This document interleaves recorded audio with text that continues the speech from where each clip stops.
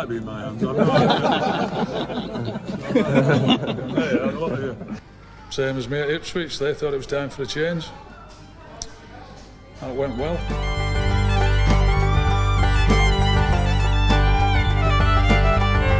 What happened before the game? The team bus? Broke down. Expand and break down. Wouldn't go any further.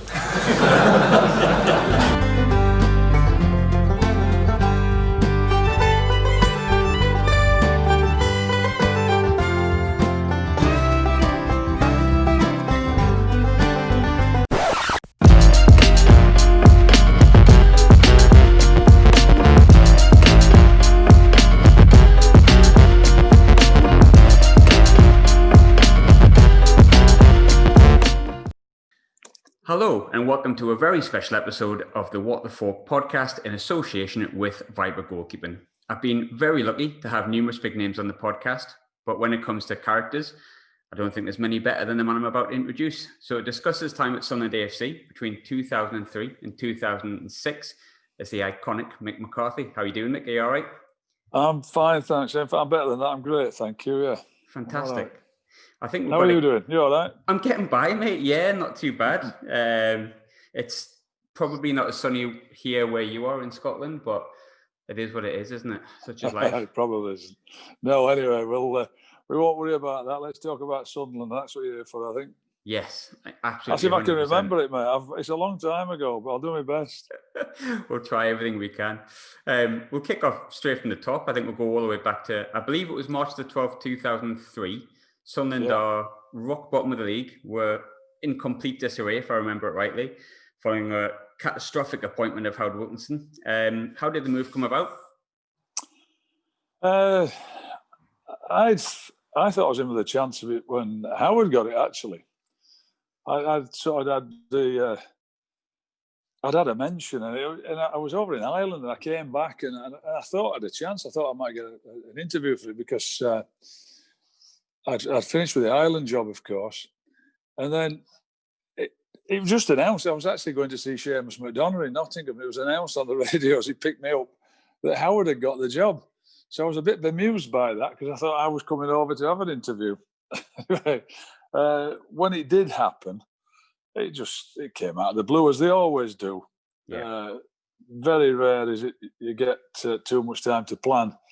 I mean, it was when I look back on it afterwards. When I thought we got 9 games left, and we were 19 points, if that. And the thought of, you come in and try.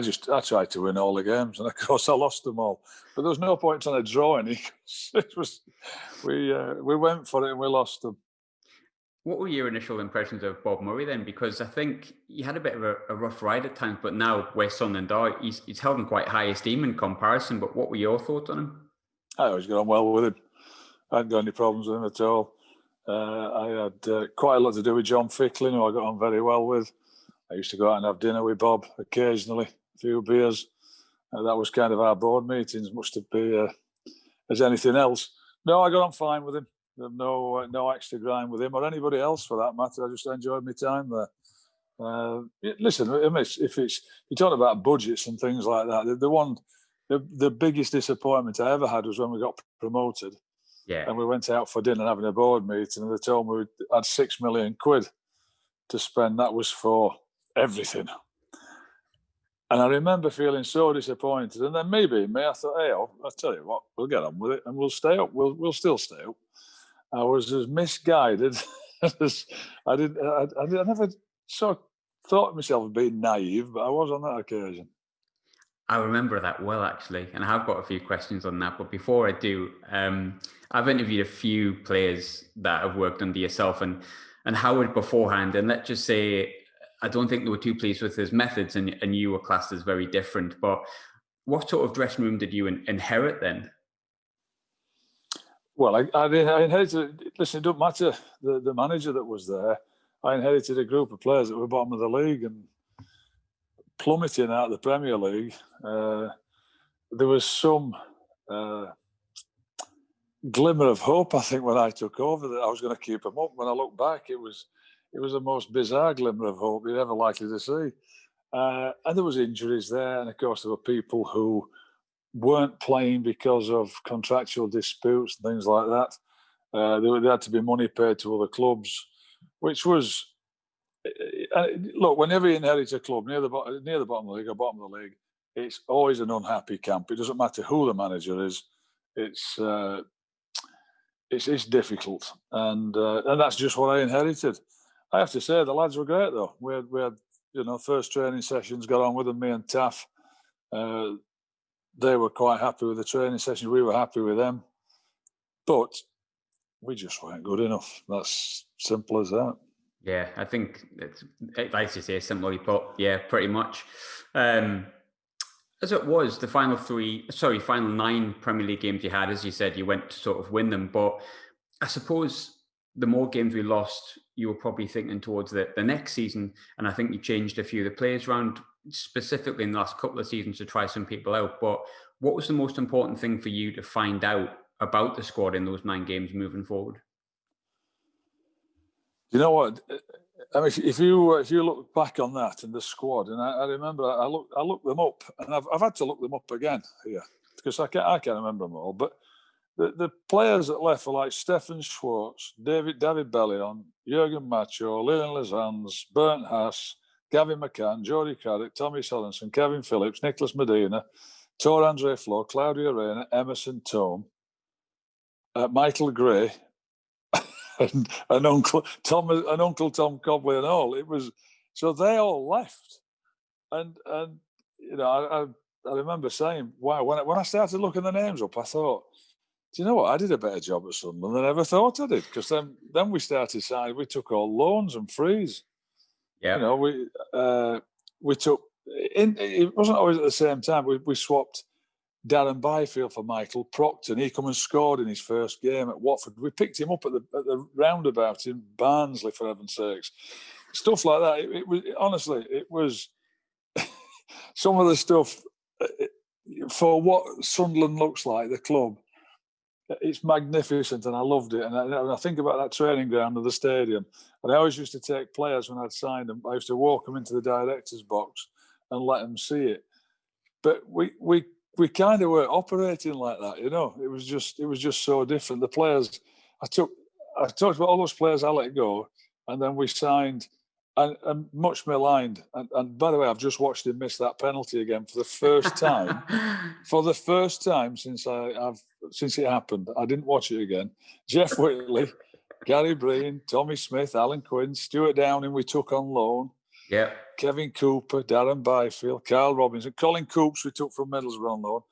But we were, and then, we took really bargain buys. Was it Andy Welsh we took from? Yeah, Andy Welsh came in, from Stockport. Yeah, I mean, we took players in that was, completely implausible, you'd have thought, with all the players that had gone. And you know what? They were brilliant, the lads. They all loved being at Sunderland. They all wanted to be there. And the lads who had left in the end of 2003, they ultimately got the club relegated, but couldn't wait to get out the door.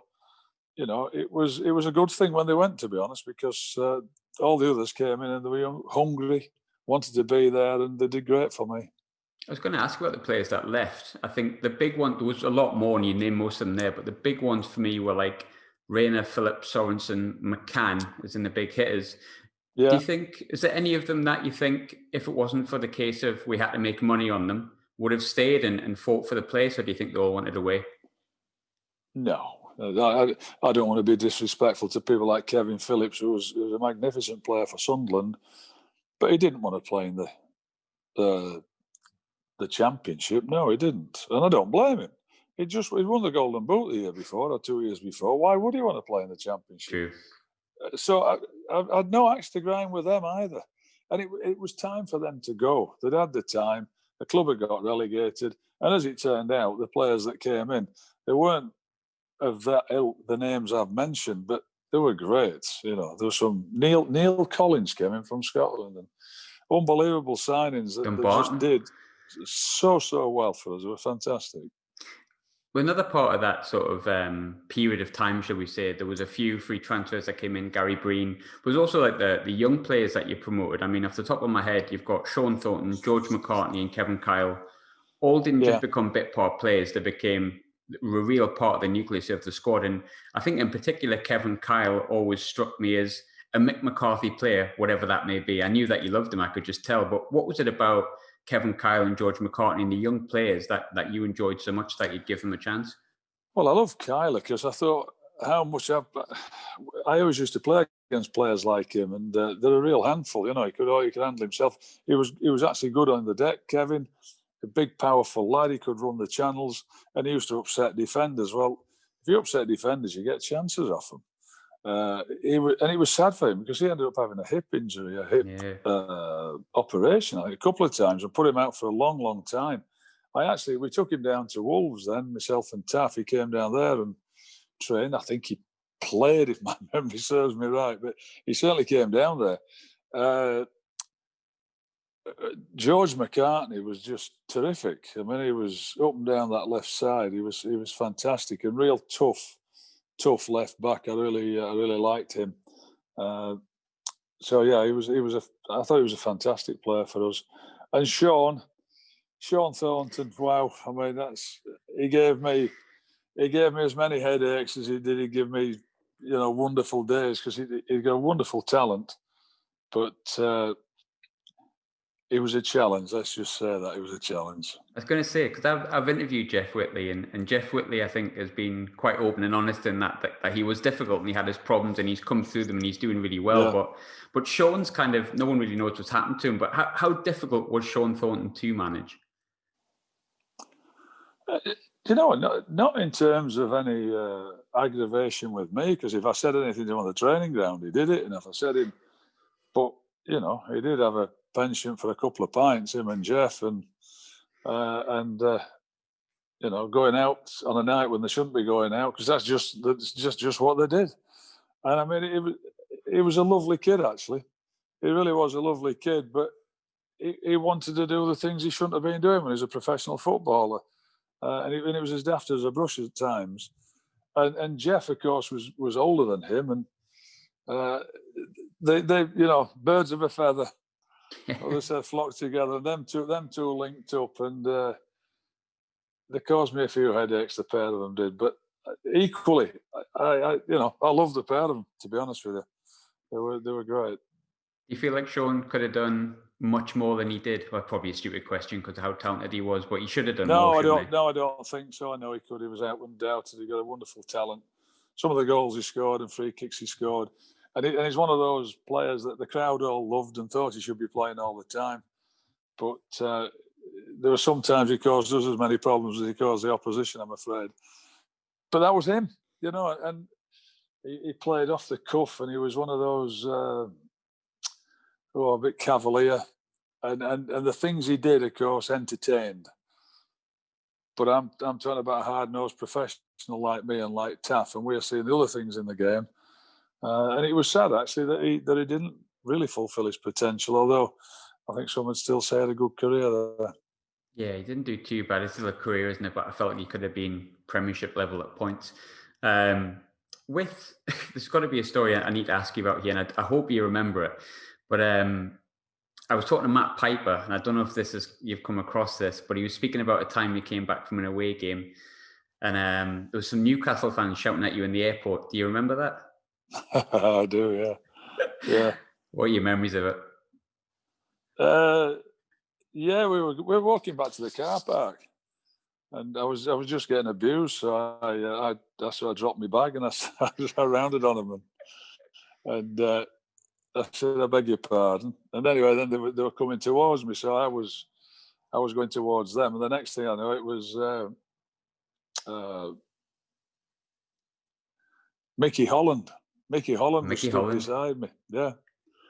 So he said, "What's happening, Gaffer?" I said, "I think there's going to be trouble, mate." He said, "Well, if there's going to be trouble, then there's two of us." And then suddenly it was not just me, the Sunderland manager, against these two Newcastle fans. It was me and Mickey Holland. So I think they did an about turn and went. So I've heard some great stories about Mickey Holland.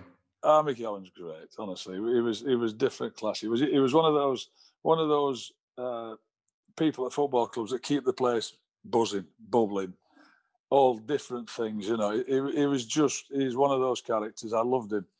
And even more so when he was stood next to me. So I thought he was going to kick off.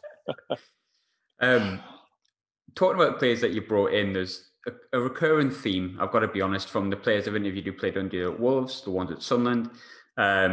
They've all said, none of them have had a bad word to say about you at all, genuinely. Nice. Maybe I've just not found them yet, who knows? But You'll get somebody, don't worry. They basically simply said that you were so honest with them that's why they respected you and loved playing under you. So from me to you as a manager, why do you think honesty and openness is so important as a manager?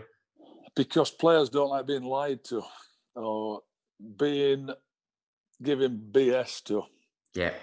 If you're leaving them out, tell them the reasons. Don't waffle. Because they know they're waffling. Because they just do. Because I did. Not that I got left out too often. I didn't. Because I did. No, I didn't. I was true. I ended up being an international footballer. So, and when I did, it was Billy McNeil once or twice, and he didn't give me any BS, to be quite honest with you. And I always appreciated that. And I could never understand why. You go to see managers and they'll tell you, well, yeah, I'm leaving out because this happened or that, and it's even no to do with that at all. So I would just say, I'm leaving out because I don't think you played well, and I'm leaving out because actually I want to play somebody else today. And they go, well, but I want to play. I said, no, you do, and so does this other fellow want to play, and I think this team playing against that team, it will suit me better if I play him. And of course, it's great if it works, because then they don't come in on Monday morning. If it doesn't work, they're knocking at your door first thing. But at least I told them the reason why. I was just truthful with them. Yeah. Do you think that's why we all like to be told the truth. Don't you like being told the truth? Absolutely. You'd hate it, wouldn't you? If you go to work and the boss tells you lies. I like it sugar-coated sometimes, but I'm a very different guy. I do prefer honesty. I might have manipulated it once or twice. Of course I have, to protect the innocent. But ultimately, I was honest with them. And I think people like that. I certainly do. Do you think that's why the Mick McCarthy side at Sunderland in particular, and other sides as well, to be honest, have had such a good team spirit across the whole 18 that's in the squad per day? You never see infighting. No, there wasn't any infighting. They were all great mates, all got on well together, great camaraderie. And I think if you're honest off the pitch, you'll be honest on the pitch and all. Yeah. And, we weren't never going to go down as the best team that Sunderland's ever seen, I doubt that. But I'll tell you what, they go down as one of the most honest teams and hard-working and, teams that a club could be proud of. Yeah. That's for sure. That came from, it really did come out of the ashes, that team. From the team that got relegated to the team then that got promoted 2 years. Well, it ended up in the semi-final of the Cup, the playoffs, and getting promoted the following season. For what it cost and where those players had come from, it was remarkable. They were brilliant, honestly. They were a great bunch of lads. I've spoken about it a few times recently, especially with where Sunderland are now, and people sometimes look at that team and say those players, like young players, free transfers, loans, and all this kind of stuff. But it got us promoted. It got us to the playoffs. It got to an FA Cup semi-final. One thing I wanted to ask about that was the FA Cup semi-final. Obviously, what are your memories of that day, as disappointing as it may have been results-wise? Yeah, it was disappointing. We hit the crossbar, didn't we? John Oster hit the crossbar.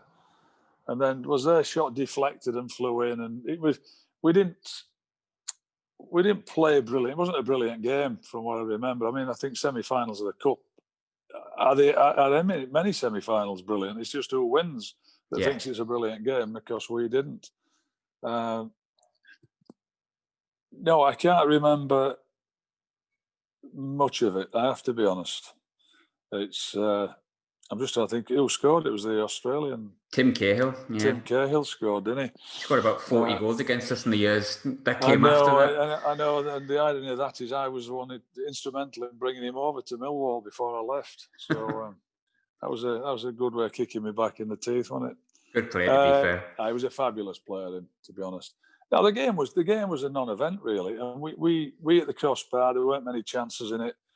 they nicked a goal and that was it. And it was just a big disappointment for us. Yeah. Fabulous day up until kick-off was one of those days, wasn't it? Yeah.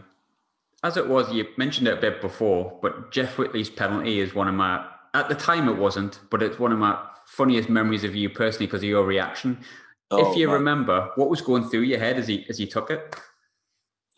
We'd been practicing those penalties all week, and I said to him, I said to them all, and they were messing around. They were fluting around on the training ground, like dinking them. I said, hold on a minute, let's just clear something up here. If you're taking a penalty, you pick your spot, you put your foot through it, hit it with some force, and if he saves it, I can't do it about it. I'll forgive you. But I said, if you're going to do one, and of course, when he steps up and he does that chip, my God, I was incandescent with rage. I can't tell you how angry I was. In fact, when I went back into my office, there's an office there where the managers, coaches get stripped and have a drink afterwards. I threw a cup at the wall, and the indentation was in there. It must have been an inch deep in the wall, and it smashed everywhere in the cup. And then someone came in and said, "Oh, don't worry about it, Mick. We'll have that repaired." I said, "Don't you effing touch that. You leave that. And you repair it when we get promoted." Anyway, thankfully it was repaired. It was repaired in 12 months' time. I was raging. I was raging at him. I was raging at everything that we'd lost. I'm raging. I'm still raging now, even when I see the foul on Mark Boom. Oh, for the Palace goal. For the Palace goal. Yeah. And I watched that for the first time back a while ago, and it still annoyed me, and it still upset me, and it would now if I watch it. So there was all that going on, and then I'd a right blast at Jeff, and I actually phoned him on his way home. Then I had to phone him and apologise for my. Not so much for me.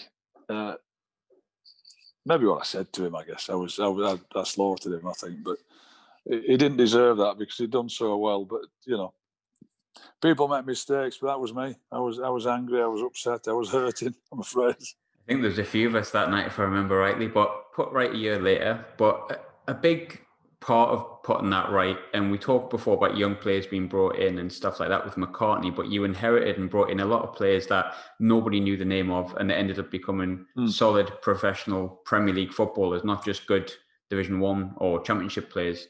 So you brought in 𝐌𝐤𝐬, Lawrence, Stephen Elliott, Danny Collins. They were the standouts. Yeah, they did well. What made you so sure that they, going down that route of youth and the likes of Gary Breen, that experienced Marcus Stewart, was the right path for that season?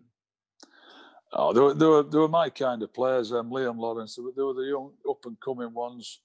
Dean 𝐻𝐻𝐻. We went to watch them, of course, and scouted them and liked them. And they could have just brought a breath of fresh air into the place, as well as energy and legs. Danny Collins was an absolute no-brainer. I saw him. He was playing for Chester. We played against him in the cup, didn't we? Yeah, League Cup. Yeah. And the thought then that we could sign him, I thought he was different class, Danny. Man, as the other two were. Who was the other one we mentioned there? Stephen Elliott.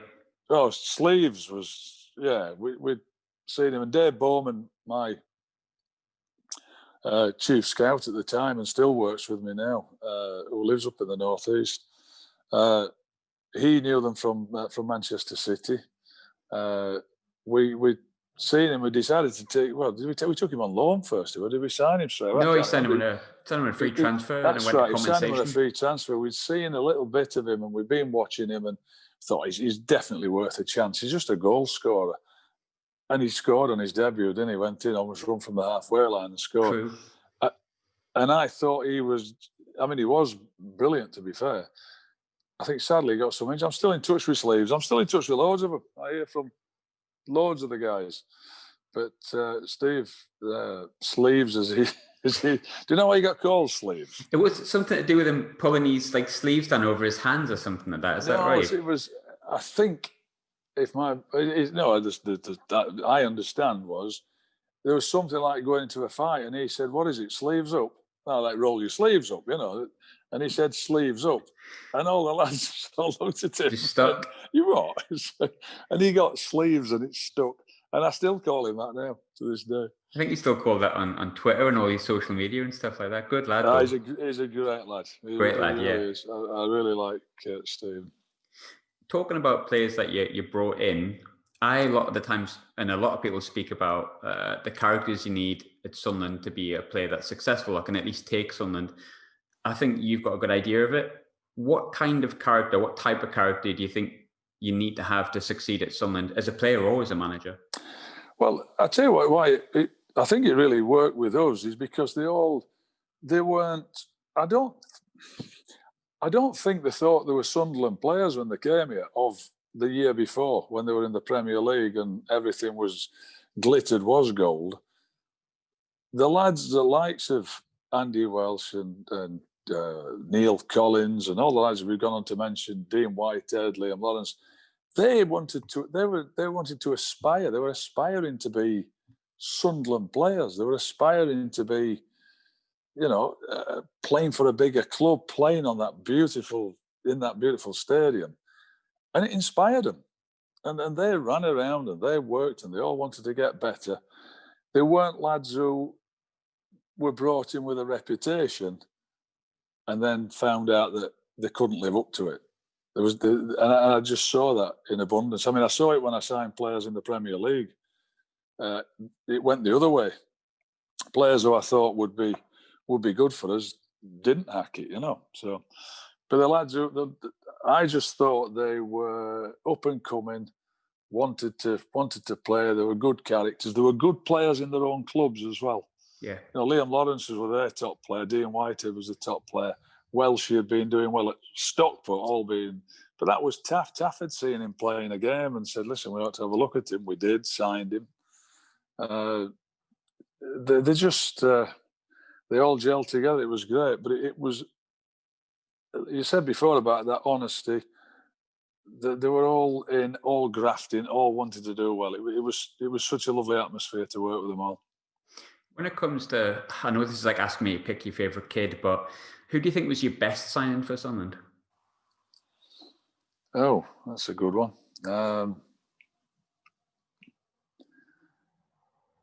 I think playing 𝐒𝐤𝐬𝐜𝐜 at left back was my best signing. That's ended up being brilliant. I mean, he was a midfield player and ended up being there. Best signing, Breeny was a good signing. Breeny, yeah. And I signed him at Wolves. He really was.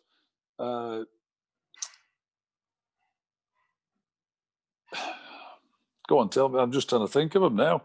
This is hard, that one. Who I think is Whitehead. Whitehead would be mine because he captained the club. He got 2 promotions and he got sold for $5 million. Well, I can't argue with that. Dean Whitehead would be certainly up there with him, and he ended up having a great career all over the place. And he was. There was never any trouble with him either. Dean Whitehead, such a straight, stand-up guy. He was brilliant. So I would agree with you, actually. Yeah. Yeah, I thought he was a great player, Dean Whitehead. I thought he was actually highly underrated. But talking of good signings, there's a reason I asked that question, because there's going to be one signing that coming through that I think universally we might all agree didn't really work out. But I want to ask a different question in a sense. Go on. During the season, it never really got documented as to why. Mort Poom and Thomas Myra were both allowed to leave the club, and we brought in Kelvin Davis, which just didn't work out. No. Did you ever regret that after the season that we had? Well, who else went? Tommy Sorensen. Tommy Myra, and Mort Thomas Poom. Myra. Thomas Myra wanted to leave. Simple as that. He was out of contract. He was. That's right. I'd inherited all of those contracts at the time, and they were on Premier League money. They were never going to reinstate him on that kind of dough. So he got a better deal elsewhere. Pumi, I think Pumi wanted to go back to Estonia, and he wanted to go coaching. You went to Arsenal and then joined up with Estonia as well. I think Pumi did, yeah. Well, I'm not God's gift to answers, but if he's leaving Sunderland to go to Arsenal at the time, I think I might have gone as well if that was the truth be known. So there's your. I think did he go as a second keeper? Second or third, something like that. Second or third, yeah. But so it wasn't that we didn't want to keep him. And then, I'm afraid Super Kelvin Davis, he didn't work out for us at all. And the first game that he played, we were over in Germany, and we 𝐒𝐻-𝐷𝐿𝐼 we played. I was at the game. In Holland. It was Holland. I was at that game. Yeah. 𝐒𝐻-𝐷𝐿𝐼. He was unbelievable. He was absolutely unreal. We could have been beaten 6 that day, and we won 1-0, I think. Tommy Miller scored. We won 1-0, and we could have been beaten 6. And I thought I'd signed the next England goalkeeper. I mean, I always liked him, and it just didn't work out for him. No. And I remember on the first game of the season, we lost 3-0 to Charlton, and we were pretty abject, to be honest. And I think a couple of the goals, Kelvin could have done better. And he was never the biggest keeper, but he was visibly shrinking, Kelvin, at the time. The nets just seemed to be getting bigger and bigger around him. And I said he was one of those, and I thought and he ended up having a really good career. Went back to Southampton and played did great Premier League football. It just didn't work out, and I've no idea why. Another player you signed in that summer that maybe started off badly, but ended up being an absolute cult hero and a legend at Sunderland, really. 𝐼𝐿 Nosworthy, but another brilliant Mick McCarthy moment is your face when he puts the ball out from the halfway line. What's your memories of that? When he what? Put the ball out from the halfway line against Middlesbrough. Your face was an absolute picture. I honestly can't remember. 𝐒𝐿𝐲 and I got on great and all, and I thought he was brilliant. But he ended up, he was powerful, a really tough character, really good defender, really quick. And he'd do things, with the ball that you never thought he was going to do. And he'd do the most weird, simple thing that he wouldn't do, and then he'd do something unbelievable. Cruyff turned Ronaldo once. Oh, he was great, and such a lovely guy as well. But we went to we were pre-season in America, and we're in Vancouver. And I asked it because he ended up playing centre half, and he was amazing. He had a great career. Yeah, he was a great centre half. But I played him at centre half that day, and I thought, wow, that ain't ever going to happen again. Well, he didn't want to play there. He said, I'm not so sure. I said, go on, go and play. It's only a pre-season friendly. Oh, wow. He had a bit of a mare. And he ended up being brilliant. Great centre half. And ended up being a really good signing. Where did he get from? Gillingham. Gillingham on a free transfer. Yeah. Good guy. Have you ever been... Yeah, we had a good eye for that. We had a good touch for that. Myself, Taff, Dave Bowman. We watched a lot of games, and we got good contacts. With 𝐼𝐿, have you ever been on a drink with him? On the drink? Because he can really... I went on one night when he was out with him, and I swear to God, that man can drink Guinness like no one's business, and it doesn't touch him. No, I've never been out on the drink with him. I'll have to try it. I'm getting on a bit now, though. I might not be able to keep up with him. He can put it away, Mick. I'll tell you that for nothing. He can really put it away. Oh, absolutely, yeah. With the Premier League season, we did touch on it a little bit before, and everyone knows this. You weren't given enough. I've spoken to John Stead. I've spoken to players from that era. You weren't given enough. I think it's universal almost. But in a utopian world, how much do you think you needed that summer to improve the squad when we went up? I have no idea. I regret now even spending the money I did. And I wished I'd kept the lads that we'd got, which I pretty much did when I went to Wolves and we got promoted. We won the league there. And the first year, we probably kept the lads that we had, and then the second year we added a few. So I'm just telling you, I'll go back to Sunderland, and then in the third season in the Premier League at Wolves, we then had a bit more money and tried to spend it on other players. And a bit like at Sunderland, you ended up with players that weren't that much better. In fact, probably no better than the ones we'd already got. I wished I'd have shelved that £6 million and just said, I'll tell you what, let's have a go with the lads we've got. We probably would have done just as well, or just as bad as the case might be. It was, I spoke to Julio literally 2 days ago, and every player said the same. We never got hammered that season. It was one or two goals. We were in games, to be fair. I know we were. It was so disappointing after the first season of playoffs and semi-final, then winning it. But it is disappointing when you get promoted because you've been used to winning, 25 games a season when you get promoted, and you go up. If you win 10, you're thrilled. You know, you've got your 30 points and you've got to nick a few draws, you get 38, you might stay up. It's bonkers. The shift in feelings is just irrational, really. That, you know, you could be happy with 10 wins when you really wanted 30 the year before. Yeah. And I think, what did we get that year? 3? 25, 20 some, you know, the difference is incredible. Yeah. When it comes to that season in particular, and I'm probably speaking personally here, but I think people will agree with me on it. You were sacked almost 3 seasons after you'd been appointed, and it was after we got beat at Man City, because I remember I was there. So when it comes to your sacking and stuff like that, I mean, I remember you were in your car and you got interviewed beforehand, and yeah, look, it was a poor season and we did struggle an awful lot, and I think we knew early on we were going down because not enough was invested. But I think people thought you were dealt quite a tough hand. I don't really think anyone looked at the manager as if it was your fault. Did you feel similar to that, or did you see it coming? Oh, I could see it coming, yeah. I actually think, I don't know if you remember, we played Spurs. Was it the week before we played Manchester City? Got beat 3-2. And we drew. Daryl Murphy scored an equaliser in the 90th minute. Yeah.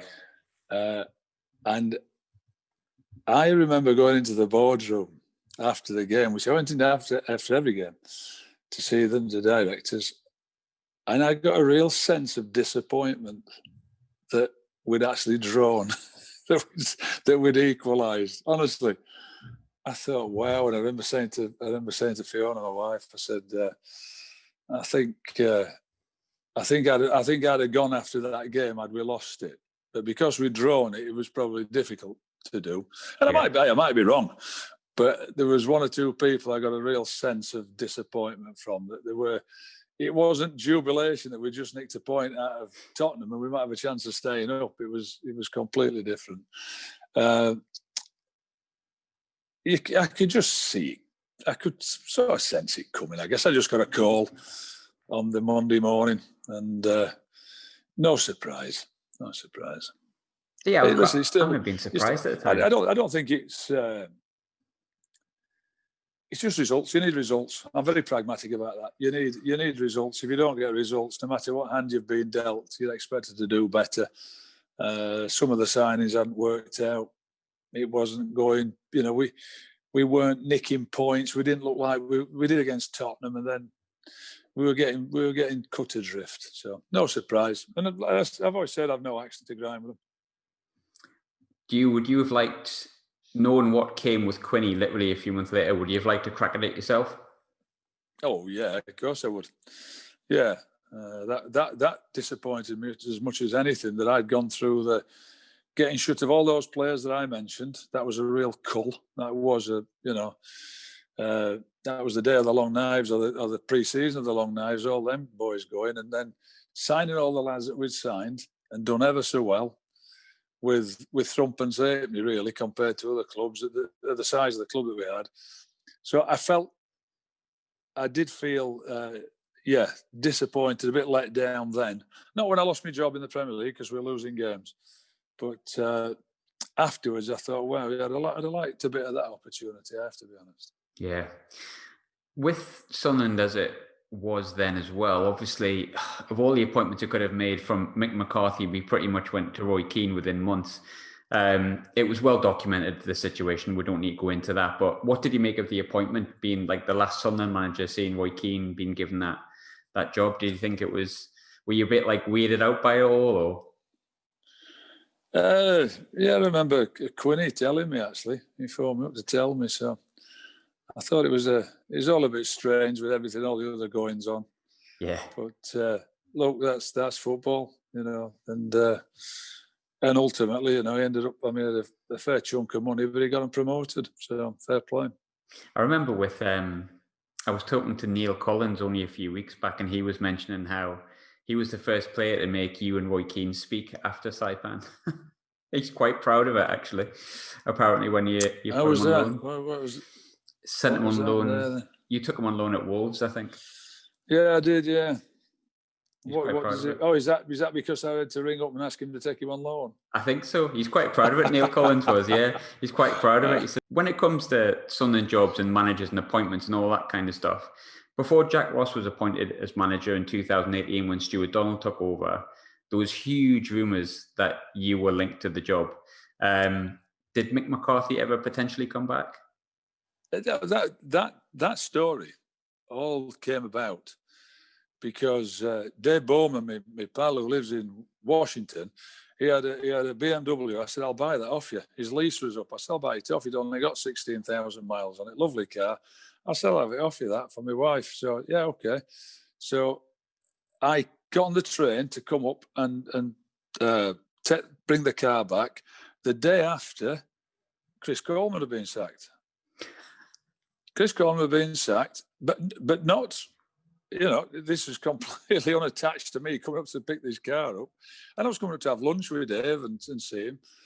So I got on the train and there's only me on it and there's a guy emptying the bins and he sees me and he does a double take and then he came back again and did something else. And he says, you Mick McCarthy, aren't you? I said, I am, yeah, how you doing? You're going for the Sunderland job, aren't you? Taking the Sunderland? I said, I'm not. No, I'm not. You are? I said, I'm not. He said, I don't believe you. I said, well, believe me or not, I'm going to pick a car up from my pal. Why I should have to tell him that is beyond me anyway. So anyway, he goes out, he comes back, he said, anyway, I don't believe you and I've had 100 quid on it at 11 to 3 or something. I said, well, you're not getting your money, mate. You don't, whatever odds you got. So then I go up to the garage, the BMW garage where we used to get our cars from. What's it called? Mill, is it? Mill BMW, whatever it was called. And me and Dave go for lunch in the pub next door. And then it's all over the place. I can't help it that they've sacked Chris Coleman the day before because I'm there, so the story gets out. It went mad. My phone was going mad. Dave's phone was going mad. And I was never coming back. Nobody had ever asked me to speak to anybody or anything. I came up to pick a car up and caused a real stink. There was literally no contact whatsoever then? No, not at all. No, Jack Ross I thought was a really good signing as well. I thought he was a good appointment. I've been too critical of Jack Ross to say I agree, but that brings me... it is what it is. It's opinions, isn't it? But it's all opinions, yeah. That's all that football is, really. But what do you make of where Sunderland are at the minute? Because it must hurt as someone... I mean, I spoke to 𝐒𝐤𝐬 the other day and he said he couldn't even watch Sunderland until I died because it's just not the club he recognises. But you're someone who studied that ship. Well, I watched Sunderland till I die and I thought it was incredible arrogance and hubris, actually, to think that... I just think they thought it was all going to be... At the end of that series and season, it was just going to be... champagne and everybody's going to, and it don't work like that, does it? So I would hated to have been involved in that. I felt sorry for Simon Grayson. I thought he was portrayed badly in it. I mean, I don't know what they did with the editing, but I don't think they didn't really look after Simon very well. However, he did. I don't think he, came out of it. I don't know how many games Chris had. I don't between them. I don't know where the split was with games. I think it was literally in the half. I think it was half and half, actually. So I watched it and I found it toe-curlingly cringeworthy and sometimes entertaining. But it was funny watching it. It's a club I've been at, and enjoyed working there, and still love the place really. So it was sad. It really was. And Phil Parkinson, I think I've always liked Phil. He's a bit like me. He seems to get the thin end of the wedge sometimes with jobs. He had Bolton for a long time. Didn't have any money. Where was it? It was at Colchester. He's done he's earned his stripes like going around. And I know he lost at the weekend, but other than that, I think he'd been doing well. And I don't know what funds he's had or what. I don't know what he's been given in terms of a budget. Well, it's hard then to be critical of people. I wouldn't be critical of anyone because I like him. I think he's an hard-working guy who's been around the circuit a bit like myself. Do you think, what do you think needs to change at Sunderland for us to be back at least somewhere where Sunderland in brackets should be, so to speak, for the size of the club that we are? I don't know, Graham. I haven't got the answer to it. From the outside looking in, I haven't got a clue. When you're inside, you can see it better if you know the players. And ultimately, it's the players on the pitch that will do it. It's the players on the pitch that will galvanise the supporters and the fans behind them. The manager, the coach, the feeling amongst them, the team spirit. I mean, surely we know fans in them. They've lost a real, almost an extra player. I know it's a bit of a cliche, but it is, great place to play when the place is buzzing and the fans are behind you, and then a difficult place to play for the opposition. So I don't know, and I don't study their team too much to be able to say, and I wouldn't say it. I wouldn't be critical of anybody because it's not my role to do that. Final question then, and it's probably a difficult question to answer, but I'll ask it anyway. You, when you were at Sunderland, I remember when we got promoted. I remember you could see what it meant to you and Taff at the time. So your 3 years at Sunderland, if you could sum it up in a paragraph or whatever, what did it mean to you?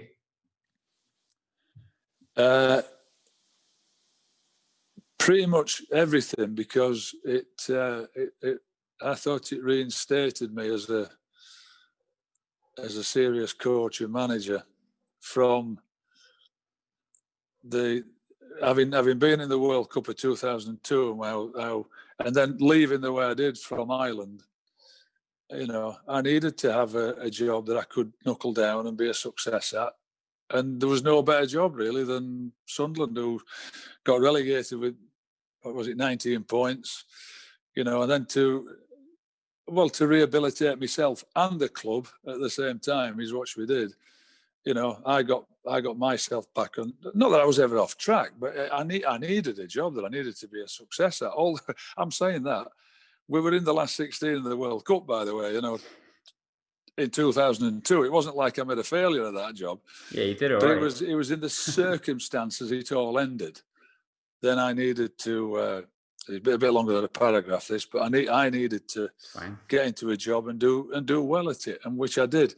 And in the meantime, like I said, the both of us rehabilitated, the club and me, and we ended up we had 3 great seasons, I loved it. It was such a wonderful time. Would you do it again? Yes, I would. Yeah, I would. If the opportunity arose, but it's not. I'm working now myself, so of course. I'm quite happy doing what I'm doing. I'm not. I'm here for 19 months, so at least. Let's hope it's more. Let's hope it's more. Topping me tunnel. Well, good luck with it, Mick. Thanks so much for coming on and the chat. And it's a pleasure, and good luck with everything. I hope you get promoted this year. It'd be great. Fingers crossed. Fingers crossed.